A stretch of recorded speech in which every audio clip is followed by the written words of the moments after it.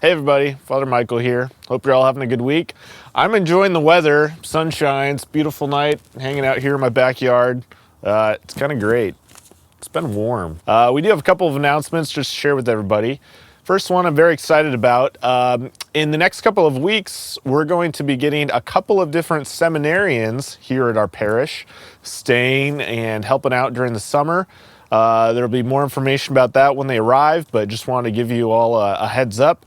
It's going to be awesome. They're going to be able to do some YouTube videos as well as helping out with some manual labor projects and things around the parish. And I don't know what else, whatever they really are kind of interested in helping out with, we'll find ways for them to hopefully kind of get to know the community a little bit in spite of the difficulties that we have in doing that right now. So happy to have them coming soon. You might have heard about a petition in the news about something called Referendum 90, which is a reaction to the state government mandated sexual health program that they've instituted.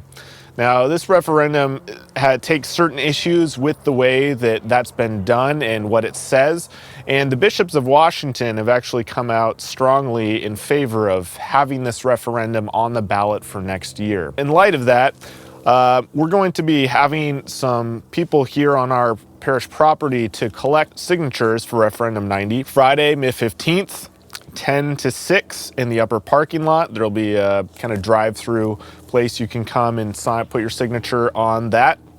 And then Saturday, May 16th from 9 to 1 p.m., Tom Fuchs will be out front as well, collecting signatures for it too. And so if you want to come on by, put your signature on that so that we can get Referendum 90 on the ballot, that'd be great. This is actually a moment for me to share something with you all that is actually kind of important to us. So there's actually an organization that's kind of housed in our archdiocese called the Washington State Catholic Conference, and that is the Bishops' Lobbying Group for the state of Washington. If you've never looked up their website, they have a really nice website that really clearly and really well lays out the Catholic position on many, many different issues. And they're also the ones that kind of stay on top of what's happening in the legislature and what's happening with bills and referendums coming up. To promote the Catholic point of view, but then also to inform the bishops and let them know what's going on so that they can do something about it too. And we can actually all become a part of that. If you want to look up that website, it's just wacatholics.org, wacatholics.org. You can actually sign up so that you can receive alerts when there's something happening that it's good for us to know about, something happening in politics that we can advocate for a Catholic view of things. So for anything to do with Referendum 90 or anything else, if you ever have a question about sort of what the bishops are saying about it or why they're saying it, that's a really good resource to be able to do some research and really teach ourselves sort of like what the church says about many, many different topics.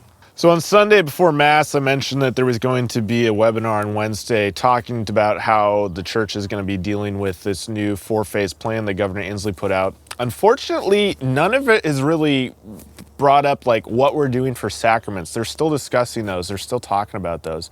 And so I don't have news for you. I'm kind of like on the edge of my seat waiting for things, and I hope we hear more soon. But until that happens, I got nothing to share on that front, so sorry. That's all for this week's, folks. I see, I just can't talk right now. That's all for this week's, folks. What the heck? That's all for this week, folks.